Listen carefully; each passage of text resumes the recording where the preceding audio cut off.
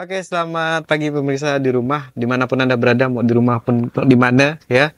Ketemu lagi dengan saya Bom Bom ya, di forum diskusi bersama Pontianak Pos. Hari ini kita akan membahas ya berdiskusi tentang pertanian yang ada di Kalimantan Barat. Di sini kita sudah hadir ya dua orang luar biasa di bidang pertanian. Yang pertama ada Profesor Dr. Radian, ini dosen Fakultas Pertanian Untan ya Pak ya? Siap. Saya panggil Bang boleh nggak Pak? Boleh. Biar kelihatan tambah muda Pak ya. Kan sering bergaul sama anak-anak muda di kampus kan? Penting tuh muda. Penting. Prof, udah berapa lama jadi dosen Prof? 37 tahun. 37 tahun. Iya. Dan di pertanian terus ya? Iya. Oke, dan di sebelah saya ada Bang Deman Huri, ini Direktur Intan Kalimantan. Kalimantan atau Kalimantan Barat, Bang? Kalimantan. Kalimantan, berarti region Kalimantan ya? Iya. Bang, Intan tuh apa sih, Bang? Singkatan apa tuh, Bang? Itu singkatan dari Institut Riset dan Pengembangan Teknologi Hasil Hutan. Institut Riset dan Pengembangan Teknologi Hasil Hutan. Oke. Cuman kalau di sektor pertanian, saya Pak, ini ada Serikat Petani Kalbar. Jadi kita mendampingi juga petani-petani di Oke. Kalbar, kita organisir. Berarti untuk wilayah kerja, guys, bisa dibilang wilayah kerja nih Kalimantan, Bang ya?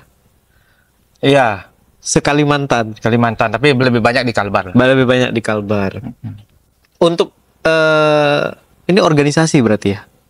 Perkumpulan. Perkumpulan. Udah berapa lama berdiri tuh, Bang? Ini sudah hampir 13 tahun. 13 tahun. Dengan anggota berapa orang tuh? Kalau anggota ya kalau pengurus sedikit lah 7, tapi 7. kalau dampingan yang diorganisir itu ratusan. Oke. Nanti kita bahas lebih Oke, lanjut lagi oke, nih, Bang. oke. Saya ke Profesor Dr. Hadian loh. Prof, ini kan kalau isu di Kalimantan Barat lah ya, kita nggak usah sampai ke Kalimantan yang sebelah-sebelah, khusus untuk di Kalimantan Barat. Ini kan isu yang paling dari kayaknya udah lama ya. Wilayah Kalimantan Barat tuh kan luas. Iya. Luas sekali gitu kan. Tapi masih banyak lahan mati nih, Prof. Istilahnya tidak di Lahan tidur lah kali. Nah, lahan tidur yang tidak digunakan, yang harusnya bisa jadi lahan pertanian tuh tapi tidak difungsikan ke pertanian ataupun ya tidak diapa-apain gitu. Iya. Kenapa bisa terjadi kayak gitu, Prof? Iya. Pada umumnya lahan tidur itu lahan yang dianggap kurang cocok lah ya. Kurang Baik cocok. dari segi kualitas tanahnya maupun dari segi keterjangkauan. Tuh. Kalau memang cocok, saya kira orang akan garap atau kepemilikan, kan? Nah, tapi dengan teknologi kita bisa garap tuh lahan-lahan yang tidak cocok, yang tidur itu kan kita bisa manfaatkan. Juga emang ada lahan-lahan yang cocok, tapi karena keterbatasan tenaga kerja, keterbatasan orang, SDM, sehingga tidak bisa dimanfaatkan. Oleh karena itu penanganan masalah lahan tidur ini harus secara komprehensif, nggak bisa hanya satu pihak. Jadi semua pihak harus terlibat di dalam upaya untuk meningkatkan lahan-lahan yang tidak dimanfaatkan. Oke, Prof. Kalau ngomongin lahan ataupun tanah yang tidak cocok untuk menjadi pertanian ya, untuk diolah. Kita bisa melihat di beberapa negara lain itu malah sebenarnya bukan tanah, iklimnya pun tidak cocok untuk berpertanian, tapi mereka bisa membuat atau mengkondisikan supaya lahan mereka itu bisa jadi pertanian. Apakah ini bisa dianggap salah satu faktor ya, koreksi kalau saya salah, bahwa memang pemerintah kita ini belum fokus untuk mengembangkan pertanian di Kalimantan Barat? Bisa dianggap seperti itu nggak? Iya dan tidak sih. Jadi memang tanah di Kalbar ini pada umumnya marginal. Jadi tanah bukan tanah yang sangat baik. Tapi itulah merupakan tantangan. Soal bisa, tidak bisa itu bisa semua. Bisa Asal semua. kita atur lingkungannya yang sesuai dengan lingkungan tumbuh tanaman. Tapi persoalan kan persoalan ekonomi, karena pertanian ini kan kegiatan ekonomi. Oleh karena itu upaya-upaya yang kita lakukan ya harus yang mempunyai dimensi ekonomi. Kalau hanya sekedar tumbuh baik, tumbuh produksi besar bisa kita lakukan. Akan tetapi apakah itu menguntungkan atau tidak? Semenjak kita tidak memperhitungkan faktor ekonomi, maka pertanian tidak akan berkembang. Nah, inilah perlu masuknya faktor teknologi. Teknologi ini kita harapkan dapat meningkatkan efisiensi dari pengolahan itu sehingga menguntungkan. baik dari mesin, luasnya. Jadi kalau kita luasnya sedikit, kecil, nggak efisien. Yang kita banyak persoalkan ini kan soal pertanian rakyat. Kalau perkebunan sawit kan tidak ada persoalan. Iya. Karena itu besar. Sementara yang penting investornya ada, dananya ada, selesai urusan selesai. itu kan. Nah, oleh karena itu yang kita fokus sebenarnya mau diskusi adalah pertanian rakyat yang kecil-kecil nih yang menjadi masalah. Kok yang besar-besar aman, nggak diurus pun di jalan seorang, malah diminta-minta tanah. Yang kita urus bagaimana kita ini membackup petani-petani yang kurang mampu, yang memang dari segi SDM, dari segi modal itu pengetahuan yang memang kurang, itu yang kita harus bina, membentuk suatu corporate. Kita bisa saja mendorong mereka untuk usaha tani kecil-kecilan, tapi semenjak itu tidak berorientasi bisnis maka akan tergilas oleh sistem sekarang ini. Karena kalau tidak itu orang impor, orang perlu makan, kalau tidak ada makan kurang. Mau upaya kita ke depan ini harus meningkatkan efisiensi baik secara perorangan maupun berkelompok untuk membangun sistem. Oke. Kita bergeser ke Bang Deman dulu ya. Bang, ini pertanyaannya masih sama nih. Mungkin Bang Deman lebih sering di lapangan ya, langsung turun ke lapangan. Kendala apa sih Bang? Kenapa sepertinya kalau kita lihat di kabupaten kayaknya yang paling besar wilayahnya dan masih tidur itu mungkin salah satunya Sambas kayaknya ya, yang masih banyak lahan tidurnya. Problemnya apa Bang di lapangan? Selain tadi yang disampaikan oleh Profesor. Ya, saya minta izin nih ke dosen saya karena semester pertama sampai semester 2 saya sempat diajar oleh beliau. Ya, kalau saya mungkin perspektif lapangan Pak Prof. Ada beberapa faktor penyebabnya. Yang pertama namanya petani akses modal. Akses modal yang pertama justru uang ya. Uang, karena tadi namanya petani rakyat itu ala kadarnya ya. Walaupun dia punya tanah 20 hektar, tapi yang dia tanam paling setengah hektar. Dan Kalbar ini khususnya kalau suku Dayak berladang itu wajib. Karena dia kalau tidak berladang mereka tidak akan ada gawai. Walaupun 1 hektar, setengah hektar ataupun 1/4 hektar. Karena nanti setelah panen mereka ada kayak hari raya panen itu. Itu problem yang pertama, modal. Yang kedua memang akses pengetahuan. Akses pengetahuan kita ini ya namanya petani itu ala kadarnya ketika menanam ya dengan berladang, bakar lahan, mereka ya tadi tidak perlu dipupuk ya, panen pun istilahnya lillahi ta'ala lah, banyak atau tidak banyak gitu. Untuk konsumsi sendiri lah minimal gitu Bang. Yang ketiga ya infrastruktur. Kita tidak pernah melihat di Kalbar ini terkoneksi antara satu wilayah pertanian dengan wilayah pertanian lainnya, yaitu pengairan. Kalau kita lihat, kebetulan saya lama di Aceh ataupun di Jawa Barat, pengairannya itu terkoneksi. Bahkan kalau di Aceh itu ada yang koneksi 6 kabupaten, Pak. 6 kabupaten terkoneksi, itu bantuan luar negeri dari zaman Orde Baru, sehingga pertanian itu jalan. Kita hampir tidak ada pengairan. Kalau lihat pengairan paling ya yang ada kita lihat di Anjungan ya, yang satu itu pengairan, tapi tidak terkoneksi antara dari Anjungan ke Mempawah sampai mungkin ke Segedong dan lain. Kita belum punya pengairan yang terkoneksi ya. Namanya pertanian kalau mau sayur mayur ataupun sawah itu harus ada itu. Jadi infrastruktur kita pun tidak mendukung untuk menghidupkan lahan-lahan tadi kata Bapak yang sudah yang tidak produktif itu. Apakah itu bisa apakah itu punya nilai ekonomi yang bisa diangkat? Menurut saya sangat bisa, apalagi dengan pengetahuan yang sangat berkembang, sangat cepat sekali. Menurut saya itu sih penyebabnya. Oke Bang, saya tadi tertarik untuk pengairan yang di Aceh. Berarti pengairan ini koneksi dari dari satu kabupaten ke kabupaten ini connect? Iya. Kebetulan di sana ada sawah tua dari zaman Samudra Pasai, terus zaman Orde Baru ada bantuan dari sebuah negara itu. Dari Aceh Timur sampai ke Pidi itu terkoneksi. Wow, berarti kalau sampai kemarin pasca tsunami kan banyak bantuan itu infrastruktur sangat besar sekali. Yang di kita itu belum ada. Yang saya nggak tahu, mungkin Pak Radian bisa nanti menjelaskan ada nggak pengairan itu, karena itu irigasi itu sangat dibutuhkan di sektor pertanian. Berarti irigasinya ini terkonek dari satu kabupaten ke kabupaten lain. Iya. Berarti ini bisa nggak diterapkan di Kalbar, Prof? Kan menarik sekali, misalnya dari Mempawah sampai ke Singkawang sampai ke Sambas misalnya arah Panturanya ya. Secara teknis sih bisa, tapi kita kembali ke soal ekonomi ya. Kita ada waduk yang kita bangun, saya sebutkan lokasinya di mana. Udah kita bangun, airnya cukup, tapi penduduknya kurang, tidak juga bisa. Jadi ini kan mesti ada sinkronisasi, tidak hanya satu ya. Berarti juga setiap wilayah itu mesti ada karakteristiknya. Ada yang cocok, ada enggak. Kita nih integrasi teknis tidak ada di Kalbar. Yang ada itu hanya integrasi setengah teknis. Setengah teknis. Setengah teknis ya. Persoalan pengantarnya, jaringannya kita memang belum cocok. Oleh karena itu memang harus kita pilih memang komoditas yang cocok. Kita bisa sih membangun irigasi, kan? Mengalirkannya apa? Kalau daerah tertentu macam di Aceh mungkin dengan gravitasi. Kalau kita dengan tanah datar juga harus memerlukan teknologi, memerlukan biaya. Kalau saya sih berpendapat bahwa pembangunan pertanian ini harus menyesuaikan dengan agroekosistem. Kan? Kalau enggak kita lawan bisa, tapi ada kos yang besar. Okay. Nah ini kita apalagi ini berhadapan dengan petani. Mau enggak mau kata Pak Dong Nuri itu intervensi pemerintah kepada petani kecil ini wajib. Kalau tidak dia tidak mampu melawan tekanan-tekanan. Kan? Karena tadi ini apalagi soal pangan yang katanya merupakan produk strategis. Kan yang mereka ini rentan tanamannya kalau memang tidak diproteksi oleh pemerintah tidak bisa. Nah, salah satu kendala kita kalau di Kalbar soal pangan lah ya, itu tadi itu pengairan. Itu salah satu. Tapi kita pilih, tapi yang sudah ada kita bangun pun ini tidak mencukupi orangnya untuk mengolah. Jadi tidak juga begitu gampang. Kita bangun yang mau nanam ada enggak ini? Kan nanam untung enggak? jadi kalau gampang ini udah selesai persoalan.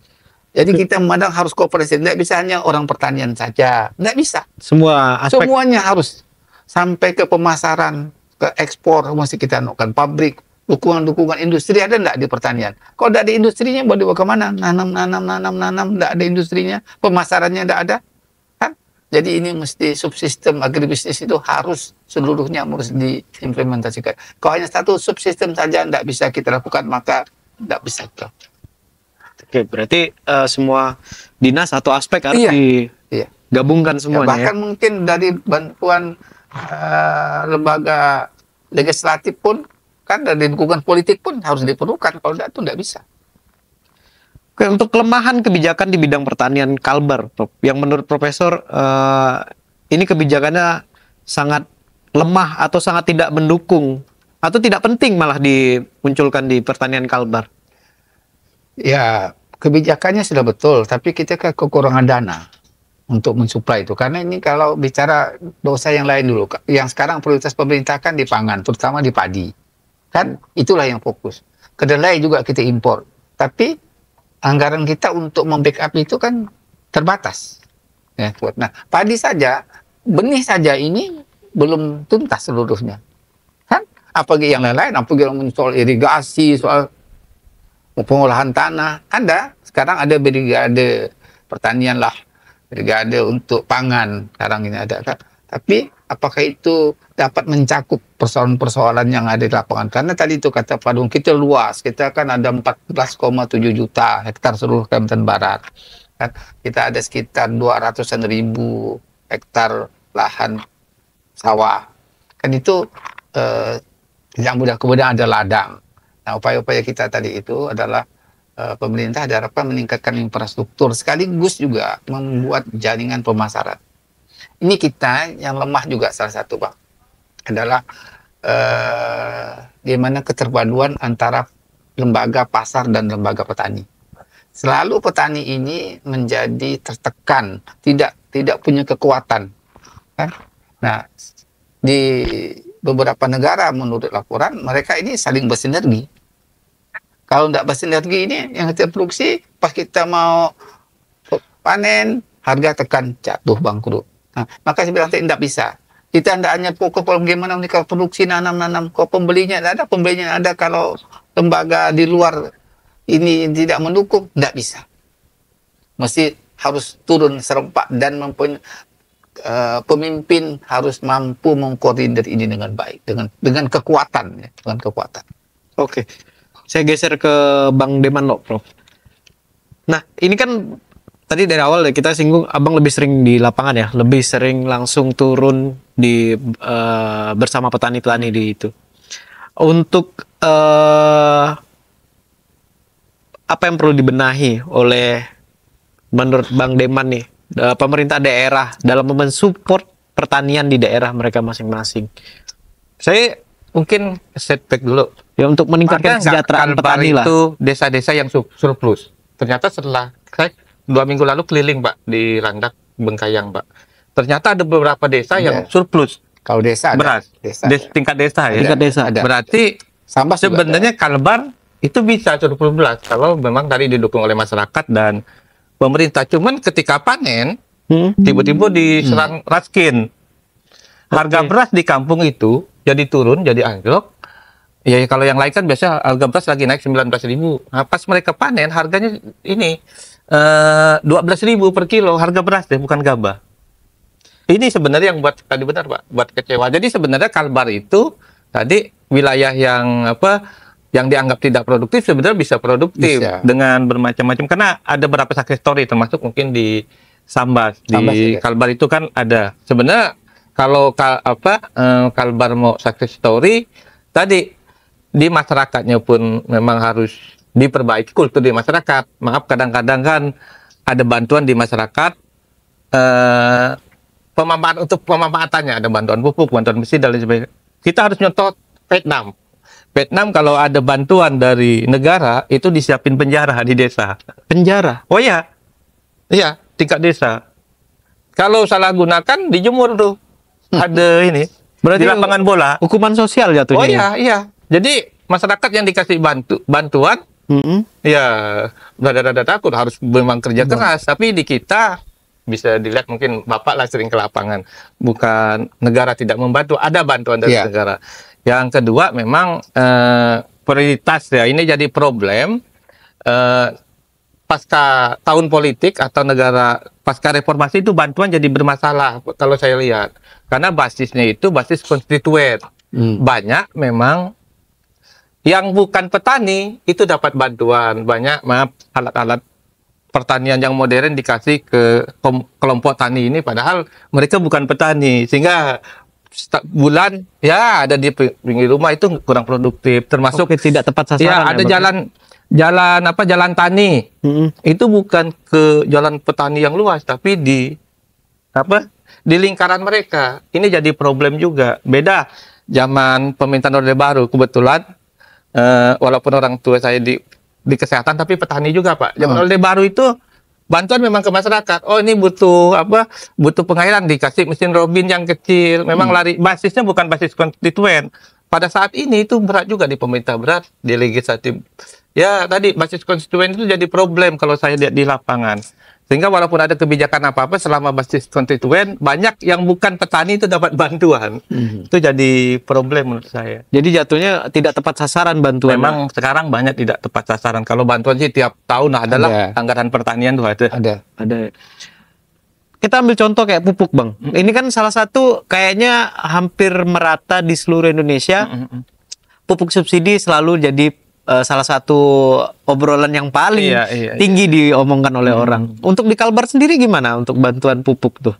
Saya ya di kampung kelahiran saya dulu basisnya di Tayan itu ada memang wilayah pertanian Pak. Bahkan zaman Soeharto tuh sempat dapat juara desa terbaik pertanian se-Indonesia. Oh Tayan ya? Di Pulau Tayan tuh Pak. Oh di pulaunya. Dulu memang pertanian tuh Pak. Salah satu penyuplai sayur mayur untuk daerah perhuluan.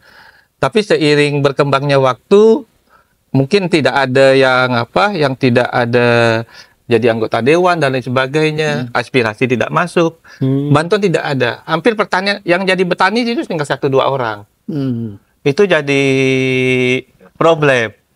Jadi itu akan menggerus ya anak-anak muda ya malas bertani, bagus kerja di tambang saja walaupun cuma nyiram boksit di sana. Jadi jadi operator. Iya, jadi operator. Jadi itu lebih pasti dapat duitnya. Lebih pasti. Dan tidak harus berpikir, yang penting kerja Iya. Itu kalau bicara tentang pupuk. Jadi pupuk tuh lari kemana? Lari ke toko pertanian. Bukan lari ke petani, itu banyak terjadi di mana-mana. Toko pertanian atau koperasi desa tuh? Di atas nama itu, tapi larinya ke toko pertanian. Toko pertanian. Yang lain-lain juga banyak lah, ada lari ke kebun dan lain sebagainya. Tapi petani-petani yang di daerah masih, kalau di Kalbar sering ngeluh enggak Bang masalah pupuk? Sangat mengeluh. Jadi ada rank antara kebutuhan petani akan pupuk dengan distribusi pupuk subsidi itu hampir tidak sesuai. masyarakat suruh apa? Sekarang kan ada buat KTP, buat anggota apa? Kelompok CPCL. tani dan lain sebagainya kan. Itu ya nggak tepat sasaran lah intinya. Oke.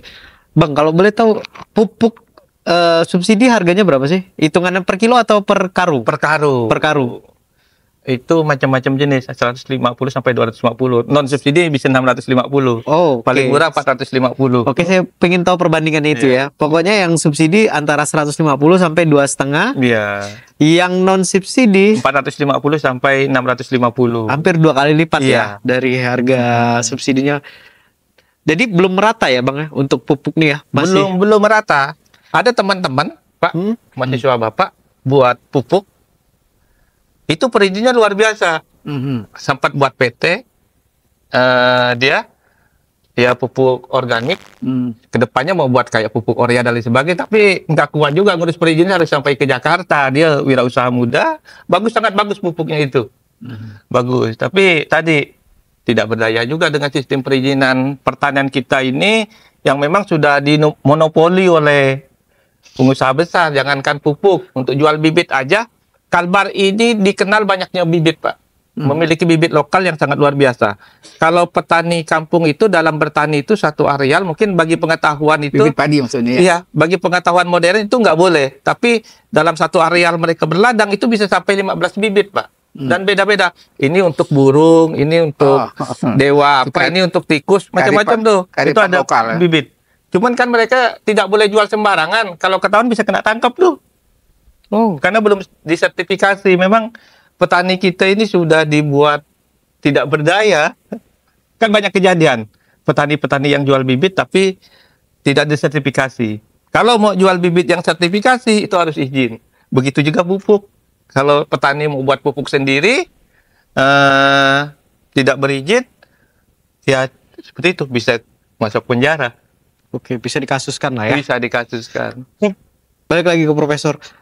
Prof, dulu ya sepengetahuan saya lah ya, hasil pertanian yang menjadi primadona di Kalbar sampai keluar pulau itu jeruk. Jeruk itu salah satunya lah ya. Yang bisa dibilang sampai di Jakarta pun taunya jeruk Pontianak. Kan itu salah satu komoditi pertanian yang bisa ya membawa nama Kalbar lah ya. Walaupun pakai namanya Pontianak, padahal jeruk aslinya jeruk Sambas atau Tebas. Orang Pontianak taunya jeruk Sambas, padahal pertaniannya di Tebas gitu kan. Tapi kayaknya kok sekarang agak lesu gitu ya. Tidak seperti dulu kayaknya di mana-mana jeruk Pontianak itu di luar kayaknya sangat-sangat diidolakan. Selain ya karena kalau kita bandingkan dengan jeruk impor ya karena harganya juga lebih murah, tapi juga rasanya kita lebih cocok dengan jeruk lokal gitu. Kenapa bisa terjadi fenomena ini, Prof? Ya, sejarahnya ini panjang ya. Kebetulan saya pernah menjadi ketua masyarakat jeruk Indonesia. Jadi jeruk kita dulu itu jeruk siam ya. Sekarang karena rentan terhadap penyakit CBPD, jadi hampir semuanya jeruk dulu yang kita terkenal itu mati. Ya, kita akhirnya kita adakan modifikasi bibit, disambung dengan bibit yang bebas penyakit, yang lebih tahan. Sekarang kita kembangkan. Jadi hampir jarang kita temukan seperti jeruk seperti dulu lagi. Sekarang kan ada jeruk madu, jeruk susu, jeruk siam juga yang tempas itu ada. Itu pun bukan berasal dari Indonesia, itu berasal dari Cina. Asalnya dibawa orang, karena bukan kita sekitar tahun 1930 ya. Nah, sekarang kenapa nih kurang begitu terkenal kan di pasar ya? Mungkin juga ada daerah lain yang sudah memproduksi banyak. Soal rasa juga kita tidak kalah sih sebenarnya, soal rasa. Tapi sekarang ini kecenderungan ada beberapa wilayah yang jeruknya mati juga, sama penyakit yang dulu timbul lagi. Nah, bukan hanya daerah kita yang alami, juga hampir semua provinsi juga mengalami hal yang seperti itu. Nah, kemudian yang kedua, tadi itu ada perubahan ya. Perubahan, tapi secara kualitas memang jeruk kita lebih baik dari dulu loh. Kulitnya lebih tebal, lebih tahan kita kirim, kan? Seperti itu. Cuma sekarang ini juga harus ada substitusi dari produk impor, produk hortikultura yang lain kan. Jadi sehingga dengan banyaknya produk dari luar, daerah lain juga menanam, sehingga mereka seolah kalah bulu. Kalah bulu. Sama dengan lidah buaya, kan? Ya, aloe vera ya. Iya. Sekarang kita ada kalah bulu. Beberapa provinsi sudah mengembangkan juga. Sedangkan kita beberapa hari yang lalu saya tinjau, kualitasnya besarnya jauh lebih kecil sekarang dibandingkan dengan yang dulu. Nah, karena yang lain mengembangkan, kita tetap ya tergilas. Kalau kita tidak update, sekarang kan seperti itu. Kalau kita tidak memperbaikinya, baik dari segi teknologinya, jaringannya segala macam, kita akan kalah. Oke, kalau jeruk tadi terkendala dengan penyakit ya. Oke. Kalau lidah buaya, Prof, kan dulu ya aloe vera kan salah satu ya oleh-oleh khas. Iya. Pontianak, kalau ada tamu ataupun dari luar datang, oleh-olehnya tuh ya aloe vera, mau yang air, yang dibuat kayak Nutrijel gitu, kayak apa? Jelly, terus ada coklat juga, diolah jadi macam-macam lah. Kenapa bisa redup? Sampai maaf Prof, sampai yang dulu di 28 Oktober kan itu ya sekalian apa ya? Wisata pertanian tuh apa namanya, Bang? Agrowisata. Ya, agrowisata di 28 Oktober tuh. Kenapa bisa redup? Ya hampir menghilang lah kayaknya. Ya. Ini saya lihat ada kecenderungan kurangnya promosi.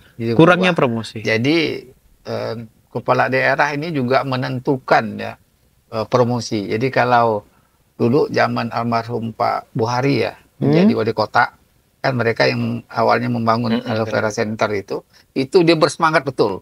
Kita dulu pergi menjadi tren lah ya, sehingga semangat petani pun itu semangat menjual kita keluar kan. Nah, sekarang ada pabriknya, karena pabrik pengolahan, tapi kan keterbatasan jumlah produksi dan orang yang membeli tidak banyak. Kalau dulu orang datang ke sini, pergi kita bawa ke aloe vera sana ke Jalan 28 Oktober, kita sekarang udah berkurang. Jadi ini perlu promosi ini untuk membuat lidah buaya ini menjadi produk unggulan Pontianak atau Kalimantan Barat yang kita promosikan di mana-mana. Ini kan kalau kurang promosi orang pun kurang berminat. Nah, dan yang kedua memang terjadi degradasi lahan. Dulu itu produksi kita besar, produktivitasnya sekarang menurun, mungkin tinggal separuh ya. Tinggal separuh? Iya, tinggal separuh lagi.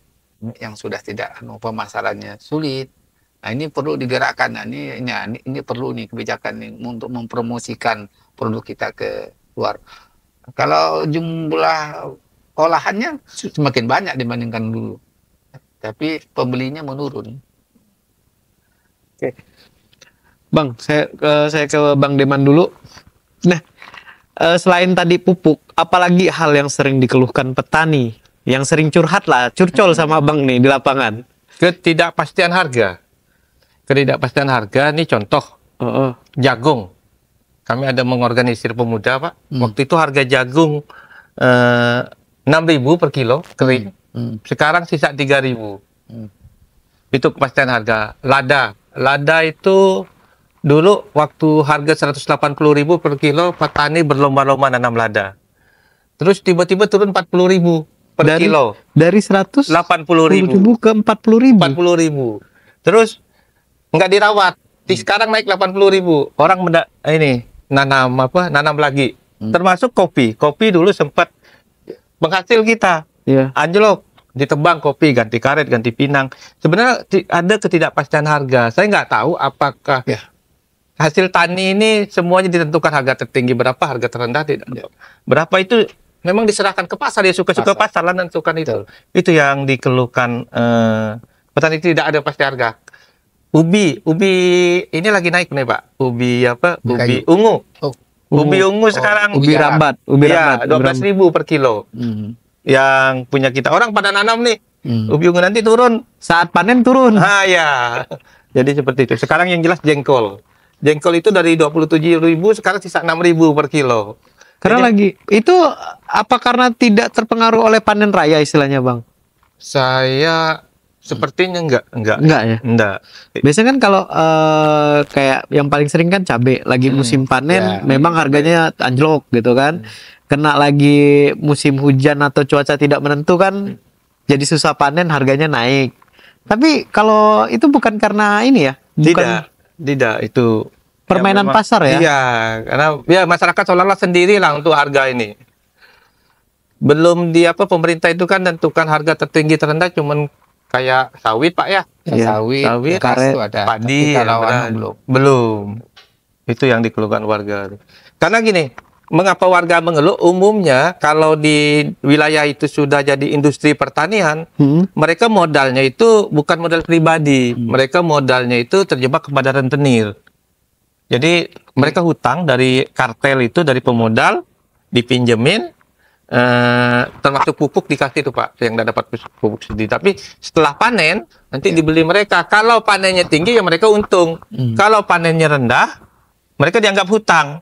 Itu memang ada ketidakadilan. Ini sebenarnya harus diselesaikan oleh pemerintah, khususnya di daerah-daerah yang pertanian sudah jadi industri. Yang memang tadi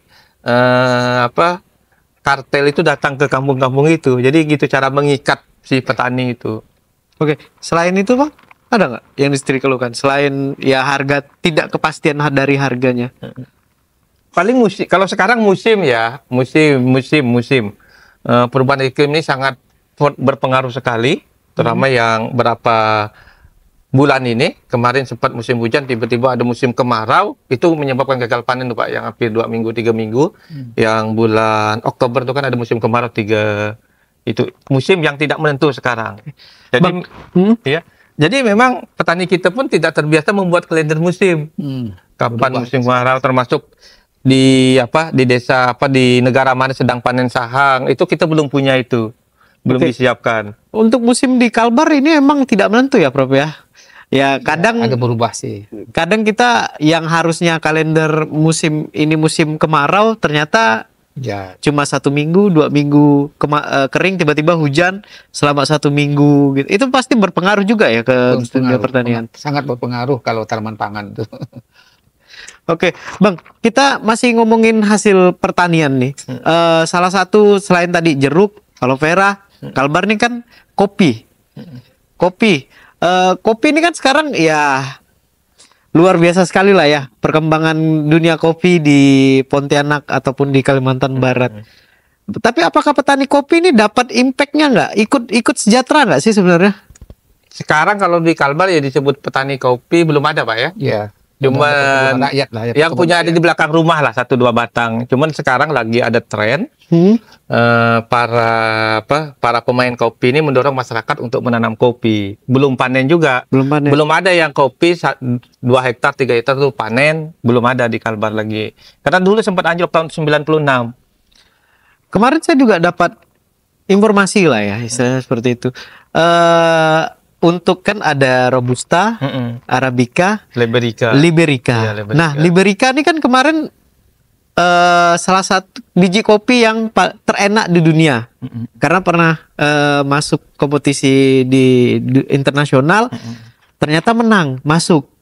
Tapi apakah ini tidak berpengaruh di istilahnya petani kopi Liberica ini di Kayong dan di Sambas ya kan, yang lumayan besar kan, Kayong dengan Sambas. Ya, kalau maaf ya, mungkin Bapak bisa berkuat ya. Kalau saya bukan ahli kopi, tapi saya penikmat kopi dan pembaca buku tentang kopi. Kalau berbicara kopi itu memang kopi yang paling terkenal Robusta dan Arabica. Sejarahnya Liberica itu dulu kopi itu diminum oleh para bangsawan. Nah, ini teman-teman buruh dari petani ini nggak bisa minum kopi. Didatangkan oleh penjajah kopi Liberica itu. Jadi kopi Liberica itu kopi sampingan, bukan kopi utama. Yang kopi utama tetap Robusta dan Arabica. Ya, Liberica ini kan diklaim lokal Kalbar, tapi bukan lokal Pak ya. Nggak ada kita kopi lokal nggak ada. Jadi memang dari luar. Jadi kalau potensinya ya sebagian kalau teman-teman yang lagi ngumpul ya ada istilah komoditi hantu Pak. Komoditi hantu tuh tiba-tiba muncul kopi itu Pak kan. Dulu kan sempat tenggelam kayak gitu, mungkin Bapak lah yang lebih paham lah tentang perkopian nih. Gimana Prof? Ya, jadi kopi kita standar-standar kalau di Kalimantan Barat nih kan, memang sebagian tadi itu ada yang kalau di bagian Sambas itu banyak yang Robusta dan Liberica sedikit ya. Lainnya banyak yang Arabica. Secara umum memang Arabica itu kualitasnya lebih baik daripada Robusta. Arabica pada umumnya lebih tinggi juga dari Liberica. Cuma kemarin itu kita pernah mendengar bahwa Liberica yang di Kayong itu Kayong, ya, itu juga tidak murni, juga ada diolah. Dan jadi standarnya itu salah satu adalah tingkat kadar kafeinnya. Kafeinnya berapa. Nah ini itu yang Liberica yang ditanam di gambut.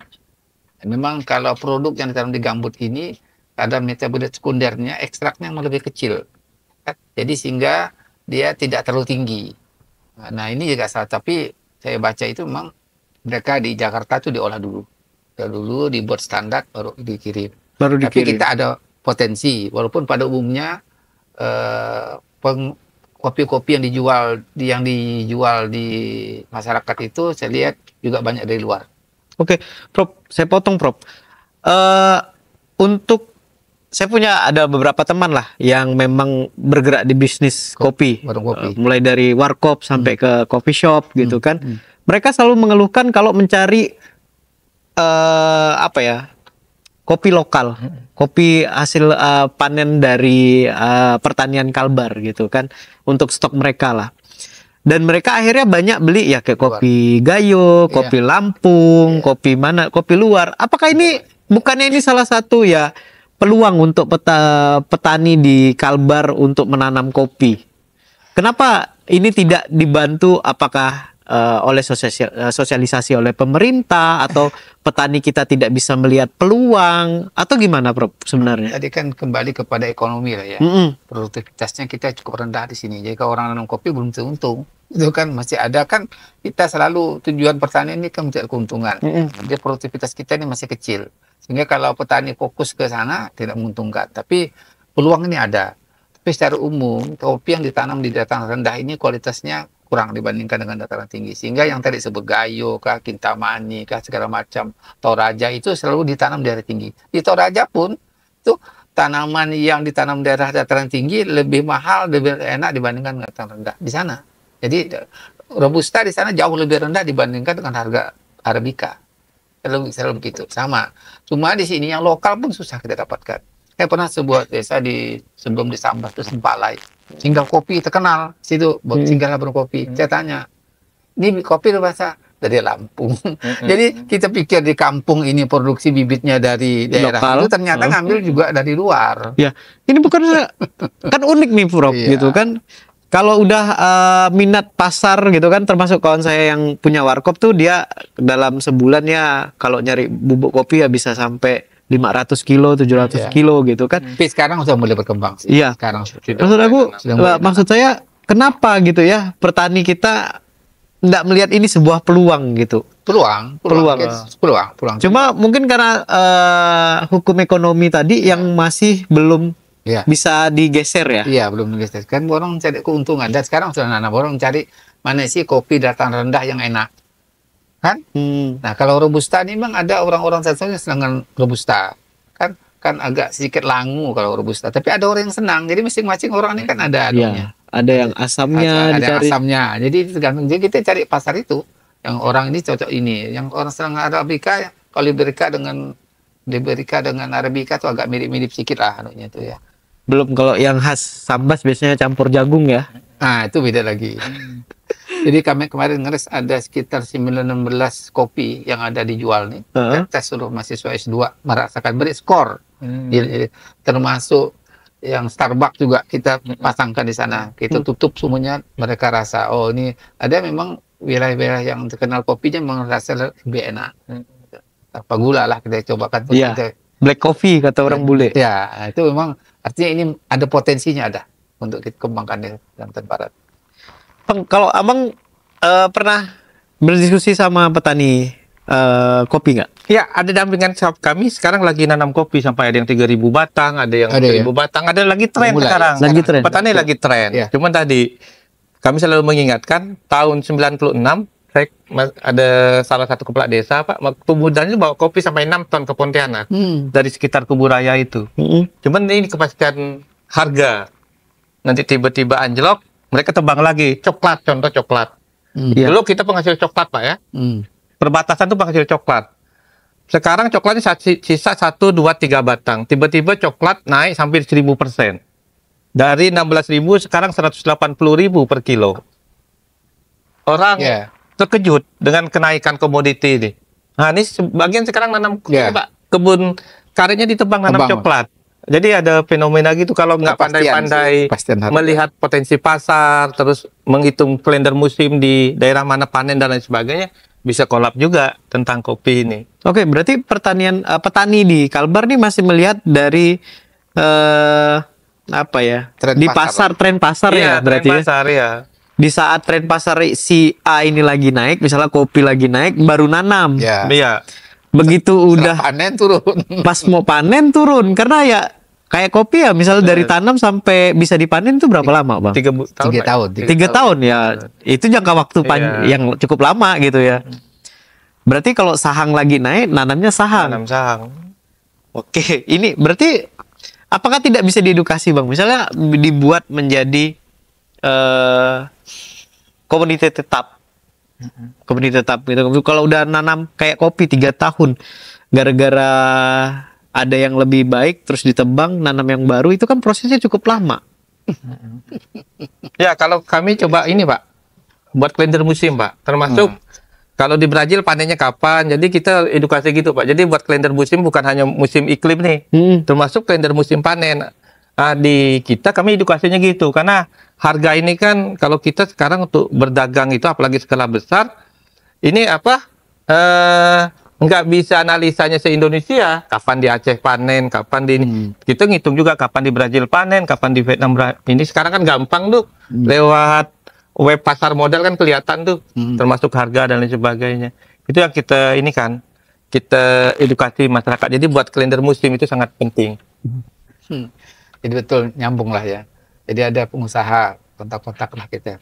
Bapak kalau nak membuat industri, bukan petani, kalau Bapak tidak punya data, Bapak tidak usah mengusulkan Pak. Benar.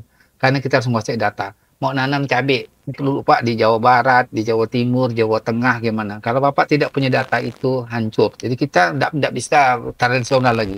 Oke. Tidak bisa. Jadi Kalau- mesti, termasuk ini pasar di depan ini sangat menentukan. Oh ini, jangankan harga barang tuh baru mau datang, sini harga udah jatuh. Iya, iya benar. Nggak perlu sampai bersaing dari luar negeri, Pak ya. Iya. Dari daerah lain saja Ya, kita. mesti kita hitung berapa sana panen di sana, betul kata Pak Demonhuri tadi kan. Jadi sana kita berapa akan masuk ke Kalbar. Kalau harganya tinggi, pasti orang datang ke sini kan. Nah orang kan tidak boleh yang sana 8.000, sini misalnya cabai harga 60.000, tetap didatangkan. Itu hukum ekonomi, tidak bisa kita larang. Mana hukumnya, mana aturannya melarang? Prinsip ekonomi, saat barang banyak harga pasti akan Iya. turun. Saat barangnya sedikit, banyak dicari orang, otomatis akan naik. Iya. Kayak cabai aja ya, begitu cabai lokal saat cabai dari Jawa nggak datang, itu harganya bisa 60, Iya. 70 gitu kan. sekarang Begitu begitu. cabai dari Jawa masuk, Nah ini. langsung. Makanya perlu ada kesepakatan tadi. Lembaga pemasaran ini juga harus ditambahkan. Jadi tidak bisa hanya dengan kita kotak-katik dengan petani, tidak bisa. Tidak bisa. Sampai kapanpun tidak bisa. Mesti ada keterlibatan antara lembaga pemasaran. Bahkan di beberapa tempat itu bergabung. Lembaga pertanian ini tidak hanya lembaga petani, tidak hanya lembaga pemasaran, tapi bukan lembaga pertanian, di dalamnya itu juga ada petani dengan ada pemasaran. Baru bisa. Semenjak itu tidak bisa. Saya ada beberapa contoh yang saya kunjungi itu seperti itu. Yang kedua ini sebelum lewat tadi soal jagung, supaya jangan persepsinya yang keliru. Jagung ini kenapa kok harganya turun naik tidak pasti? Itu salah satu karena yang membelinya ini adalah industri. Industri ini perlu kepastian. Kan? Jadi tidak bisa dia kalau tidak ada kepastian, oh dia mau pabrik ini tidak ada bahan, dia akan kontrak keluar. Nah, ini yang perlu, makanya tidak bisa, saya bilang tadi itu petani tradisional. Ini mesti ada kumpulan kelompok tani yang dapat menjamin produksi. Kalau itu sudah dijamin, sudah dipastikan, si industri bisa kontrak. Semenjak itu dia kan tidak mungkin buat pabrik ini, dia harus supply, dia juga akan kontrak pembelian dengan orang luar. Tidak mungkin dia kekurangan bahan baku. Semenjak itu kita tidak bisa kita pastikan, dia juga akan harganya akan, waktu dia kurang dia akan beli. Tapi tidak bisa stabil. Kecuali mereka ini bergabung, dapat organisasi yang menentukan produksinya sekian, kepastian. Kalau dia tidak bisa menetapkan produksi sekian, dia juga akan didenda. Semenjak itu belum ada kepastian juga berapa produksinya, industri juga tidak akan bisa kontrak dengan itu juga. Jadi mau tidak bisa skala kecil, karena orang bangun kan industri ini.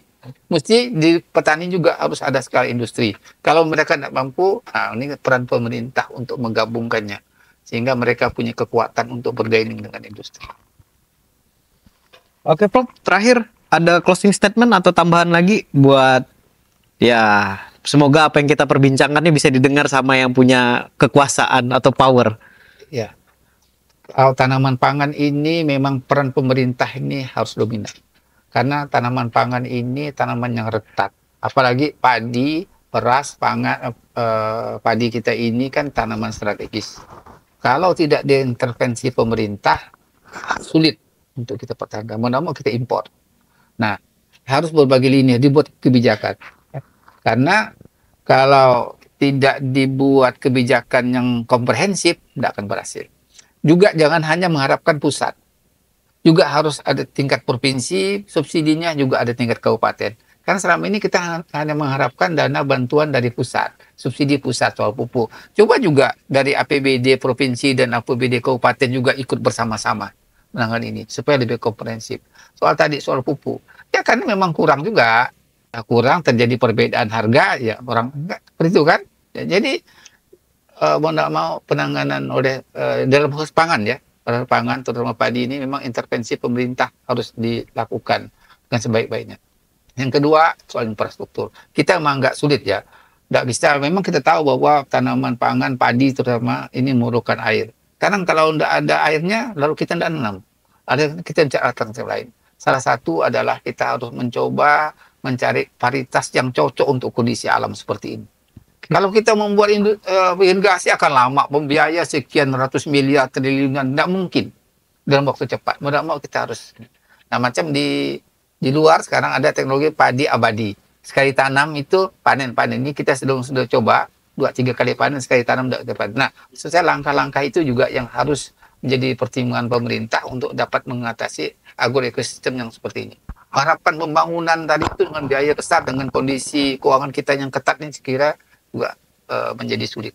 Terus ada terobosan teknologi untuk mengatasi hal tersebut. Oke, terima kasih Prof.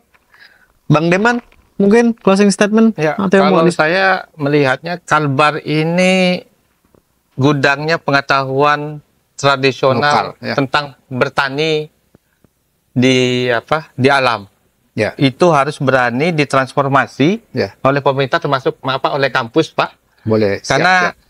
mungkin kita mengetahui di Jawa Barat yang lagi viral itu komunitas adat ini bisa ketika bertani bisa sampai 40 tahun mereka padi, padinya ya. Di Kalbar ada, termasuk di dampingan kami itu. Ada ya? Dia kalau nanam padi 1 kali panen itu bisa 15 tahun nggak perlu beli beras, Pak. Dan itu masih tradisional ada, itu. Ya? Langkaunya masih ada. Ketika mereka mau bertani ya pakai tolak bala lah istilah kita. Ada kayu pun yang harus jadi pancang, kayu paling keras. Menurut saya kita harus berani mengkonstruksi pengetahuan masyarakat adat ya. Yang di lokal ini dijadikan pengetahuan yang lebih modern, disentuh dengan ilmu modern. Apalagi lahan kita sangat luas. Tadi kata Bapak perlu paritas lokal kita sangat banyak. Disesuaikan dengan lahan tersebut. Menurut saya itu kita gudangnya ilmu pengetahuan tradisional untuk bertani di Kalimantan Barat. Terus yang kedua, masalah bertani ini kan masalah nyawa manusia, bukan masalah negara, bukan masalah ini. Memang harus sama-sama kita untuk membangun dunia pertanian, bukan hanya di Kalimantan Barat, juga di Indonesia kita untuk mendukung kemajuan pertanian ini, pertanian di Kalimantan Barat. Itu menurut saya. Oke, terima kasih Bang Deman dari Intan Kalimantan Barat, Kalimantan. Profesor. Siap. Juga terima kasih dan terima kasih juga buat teman-teman dari Universitas Untan ya, Fakultas Pertanian. Terus ada pengurus Intan juga nih Bang ya, abang-abang ini. Terima kasih banyak sudah hadir di sini. Kalbar membangun, Kalbar berkebun ya.